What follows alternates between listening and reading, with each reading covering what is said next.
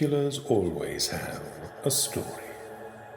Linked to their crime might be tales of anger or greed, of betrayal or woe.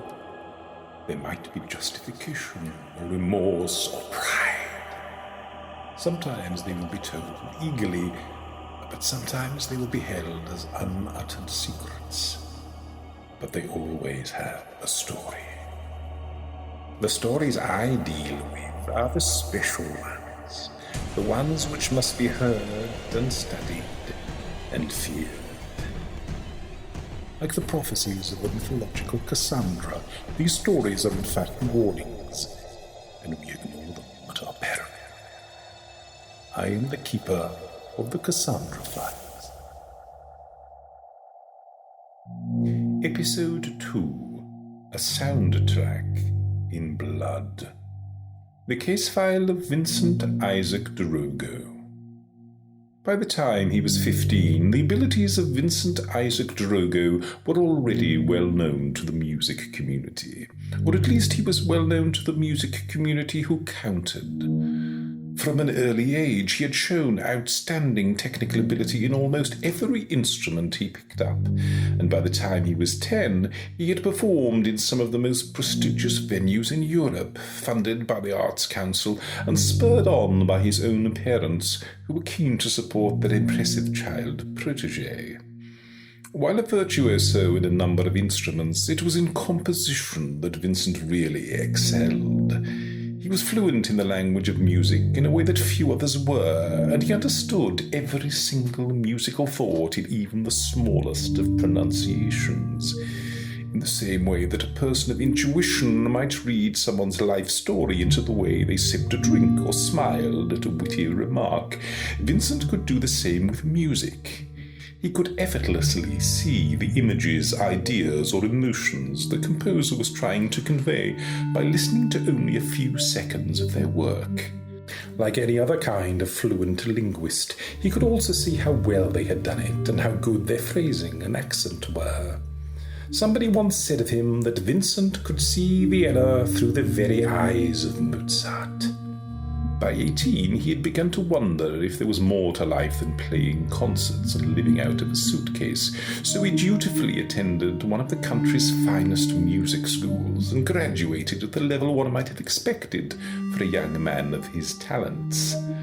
A career in performance or tuition beckoned, but by the time he was in his 20s, it was doing so with a rapidly decreasing appeal. Within a few months of graduating, Vincent had decided that if he was to stay in the world of music, he would do so on his own terms. By the beginning of his 30s, Vincent had found his place in the world. It was a place where there was little musical language to understand and hardly any subtlety. There were, however, lots of women and lots of money. Vincent liked both, and as a young, handsome, and successful producer of pop music, he found that both came to him relatively easily. While some in the music world felt he was wasting his talent, Vincent would simply smile and jingle the keys to his Aston Martin. If any doubt lingered that he had taken the correct path, Vincent could always call up one of his friends who had graduated with him. Some were moderately successful, and some had even created some worthwhile work that they were justly proud of. Most, however, were either scratching a living or working long hours, and some were even teaching. Vincent felt that was where the real waste lay. Of his university contemporaries, his friend Lizzie had been closest to him. Although she was less practically gifted than Vincent, her understanding of the language of music was on a par with his own, and, unlike Vincent, she wanted to compose for a living. Thankfully, she was sufficiently talented, well-connected, and lucky enough to have been able to make a good living for herself. They had remained friends in the intervening years and began almost every reunion by gently mocking one another on what each believed to be the other's poor choice of career. They would then reignite the affair they had been having for over a decade. It only ever lasted a couple of days a year and transcended the fact that he lived in London and she in Canada. It also transcended the fact that she was married to a composer of similar ability to both of them. Lizzie and Vincent demanded nothing from one another, aside from the odd drink, the occasional meal, and every now and then something more physical. Neither would call it an affair, as it was almost so casual as to be virtually pointless by most standards. Lizzie certainly didn't consider herself as being unfaithful to her husband. It was just something that Vincent and Lizzie did whenever they met. Neither of them ever gave it any real thought beyond that. The day that Vincent's life changed forever began with a call from Lizzie, a reminder that she had booked some of his valuable time for a drink that evening to celebrate being in London on her birthday. Vincent was looking forward to it.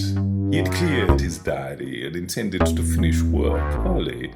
It was a Wednesday, and there was nothing he needed to do that couldn't wait until the following day. Wednesdays were traditionally the day he listened to the final mixes of releases that were going out the following week. He always made one last check that everything was to his satisfaction. He also took half an hour to listen to any promising independent releases and anything recommended by the army of talent scouts he paid far too much money to. Wednesday was a good day. A day where his decisions and ears for something special could be the beginning of something big. Just as some painters relished the end of a painting and the final result, Vincent always enjoyed the moment the process started. Unfortunately, in the pop world, things rarely started that actually interested him. He could understand talent, even a good composition. He could pick an artist that would sell big from a demo tape recorded in a garage. Obviously, looks, image, and the ability not to crack under the pressure of touring was important too, but that wasn't his problem. He simply nodded yes or shook his head no, and the managers, executives, and other sprites and functionaries of his company took care of the rest. He simply chose the raw material, and he usually knew one way or another within a few bars. That Wednesday was different.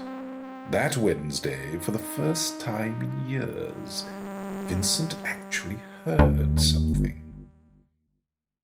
His initial reaction to Caelan Rennis's demo tape was that it was gimmicky, rather arrogantly entitled "Pay for Your Crimes." It had arrived as an old-style cassette tape. Vincent called his personal assistant and asked where it had come from, and she quickly confirmed his suspicions that the tape had attracted the attention of Mel, one of his army of assistants who had a taste for the retro. She had been impressed by the first track, and had then taken the time to record the tape onto a USB stick. Along with the tape and the USB, there was a brief covering note stating that Pay for Your Crimes was an independent album that Rennis was keen to develop with Vincent's expertise. Expecting very little, Vincent inserted the memory device into his computer sound system and clicked on the first track. Had anyone witnessed Vincent's next reaction, he would have been extremely embarrassed. It was to quite literally sit up and take notice. The first of the 8 tracks on the recording was entitled Prelude. It mixed some fairly accessible guitar pop with vocal harmonies which never outstayed their welcome enough to become catchy. That it was good was not in question, but there was something more. Whoever had written it clearly had something to say. Vincent hadn't heard underlying language and the sounds and melodies of music used in this way in a great many years. This was the area of the true musical genius, and here it was, clear and precise in a pop song. It was subtle, but it was undeniably there. A simple introduction to the idea that what was coming was going to be astonishing, and that the listener should embrace it. As the first track on an album, it was as close to perfect in its use of musical language as it was possible to be. It wasn't a fluke either. The second track was an instrumental. This was an astonishing risk by most standards of a pop artist, but the notes and melodies Rennis used came together in a symphony that again spoke its message to Vincent as clearly as if it were being whispered to him by a lover. It It built on the first track, stating once again that what was coming was important and needed to be heard. Track 3, another accessible guitar-based song, built further, stating that the listener should not be afraid. As each track progressed, Vincent became ever more aware that he was being gently and reassuringly prepared for something special. Vincent had begun by simply enjoying the rare clarity of the language that was being used, like hearing one's own home dialect spoken by another native after many years of poor mimicry. However, it was not long before he started to follow and to be convinced by what was actually being said in the music. This was almost disconcerting, as Vincent had begun to feel that if a message needed to come with assurance that it was not to be feared, then perhaps fear, or at least concern, might actually be the most appropriate reaction. He paused halfway through track 5, the third instrumental of the album. By now he had begun to feel that the writer of the music was trying to manipulate the listener, not to simply tell a story or convey a feeling or an experience, but was actually trying to promote some sort of action. Vincent was also aware of the use of sudden, jarring notes, and fast tonal sweeps into minor keys were creating almost a feeling of hostility inside him. He stood up and walked to the bathroom which led from his office. Throwing some water on his face, he felt strangely glad to be released from what he had been hearing, as if something had been on the verge of convincing him to do something terribly wrong. He walked back into his office, poured himself a large whiskey, and looked at the tape on his desk. He didn't doubt that it was the work of a genius. What he was unsure of was what this genius actually intended to achieve. Someone of the kind of ability Rennis was showing in his music would hardly need to tout demo tapes to producers. All of Vincent's experience told him that this album could easily be very successful, but Vincent also saw something sinister in it. What concerned him was that he couldn't see exactly what. He decided he needed someone else's opinion. He drained his glass, picked up the phone, and called Lizzie. When Vincent arrived at her flat, Lizzie was waiting for him, as she always was, with a welcoming gin and tonic in her hand. The flat she kept in London for the few weeks of the year that she was there was nicely decorated in perhaps the manner one might expect of a moderately successful composer. The shelves on the wall were packed with books and other musical paraphernalia. In one corner there was a large and very expensive piano. In another was a music system of probably similar value. Between them were two large and comfortable leather armchairs. They both sat down while Vincent explained his reservations about the Kegel and Rennis recording, and Lizzie listened, knowing that Vincent was not given to over-exaggeration. If he said there was something fundamentally sinister about the recording, then there was probably something in it. Pouring them both another drink, she suggested that they both listen to the whole thing together. Vincent pulled out the USB device, and together they listened to all 8 tracks in the way that only people who really know music might, in complete silence, without reaction or comment. When the last bars of the final instrumental had faded away, Lizzie rubbed her eyes and looked at Vincent. They had both heard the same thing. The whole recording had built up the listener so that they were completely open to receiving the final message with absolute clarity. They now knew what the message was. Kill them, then kill yourself. At first, Vincent was simply glad to have his suspicions vindicated, but there were questions that still needed answering. Why go to such effort to create a piece of music to get such a message across? What was the point if the message didn't stipulate exactly who the listener was supposed to kill? Who was the message even meant for? Someone?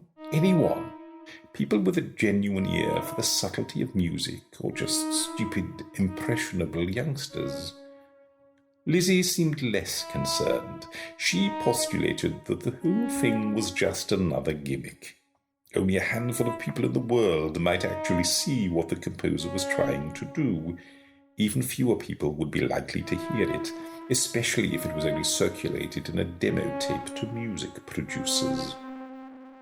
Perhaps Kaylin Rennis was simply very good at getting people's attention. If a producer could hear the message, then maybe they could actually take notice of the artist, as Vincent had indeed done. He had also kept the message both ambiguous and virtually invisible to almost everyone who might hear it. Because of this, there was no danger of youngsters listening to the music and then going on a killing rampage.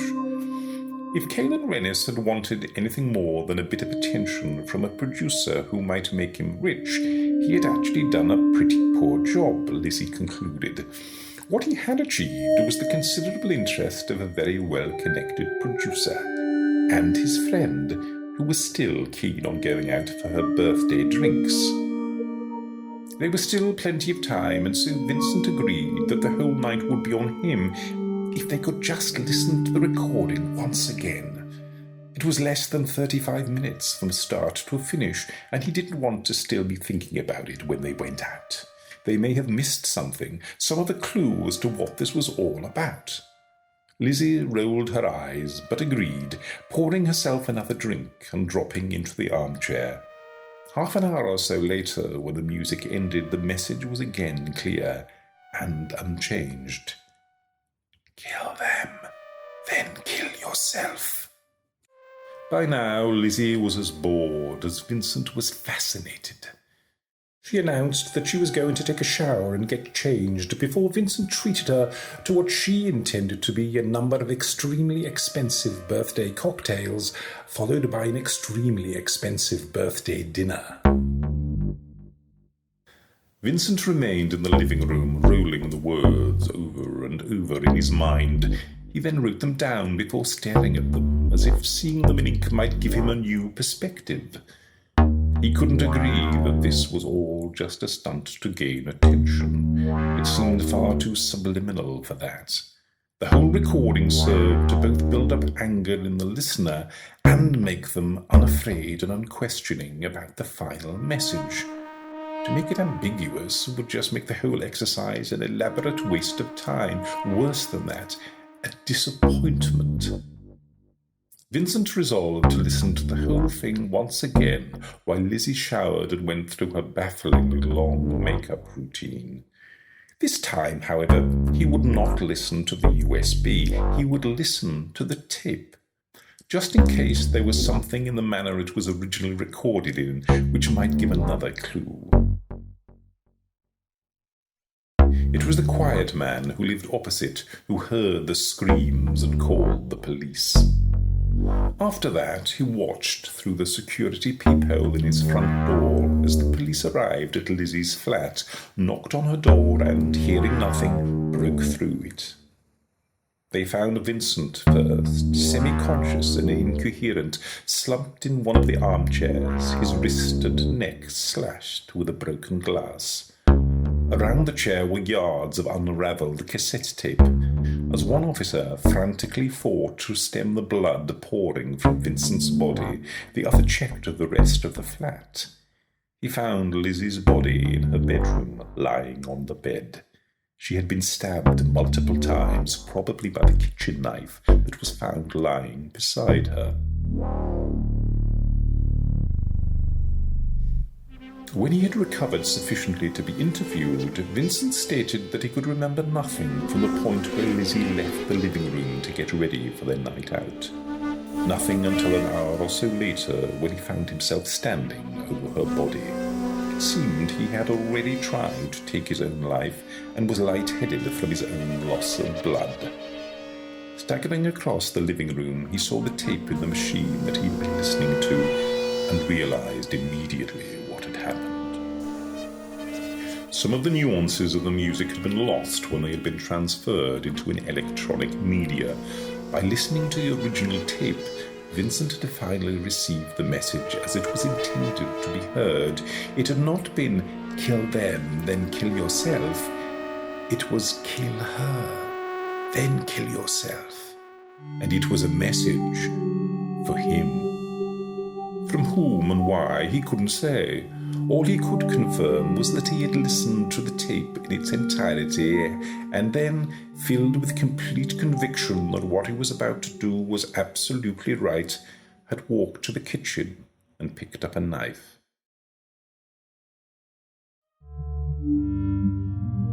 Vincent Isaac Drogo was tried for the murder of Elizabeth Mortimer 9 months later. During that time, Vincent's defense had tried to seek out some of the world's foremost experts on music. They had sought expert opinion regarding the possibility that a structure of notes within a tune or a number of tunes might be able to compel someone into an action such as murder. Few agreed that it could, unless the message was very obvious and accompanied with some other influences such as hypnosis or even torture. Besides, who would want to compel Vincent to murder his friend? Lizzie's husband was the only other person with a possible motive for his wife's murder. When asked, he completely denied any knowledge of Caelan Rennis and laughed at the suggestion that someone might be programmed to kill with music, let alone a silly pop song. That the postmark of the envelope which contained the original tape was from a town less than 20 miles from where he resided, he also dismissed. It was a mere coincidence. Interestingly, no trace of Caelan Rennis, whoever he was, could ever be found, and he has not been heard of since. Vincent was found guilty after a 6-week trial and sentenced to life imprisonment. A year later, his case for appeal was heard and refused. The appeal board members noted unofficially that the idea that messages that made people harm others could be hidden in a pop song was utterly ludicrous. Vincent now teaches composition to other inmates at Yarnington Prison. He's surprised that he enjoys teaching as much as he does. The rest of his time is spent working on compositions of his own. Curiously, from time to time, one of the prison officers forgets to lock Vincent's cell door, or absent-mindedly leaves their wallet or mobile phone unattended in his presence. Coincidentally, they were all listening to Vincent playing one of his compositions beforehand. Perhaps Vincent is working on creating the evidence needed for another appeal, or perhaps he is planning on taking his incarceration into his own hands. Whatever his intent, it may be just a case of finding the right notes, and Vincent has all the time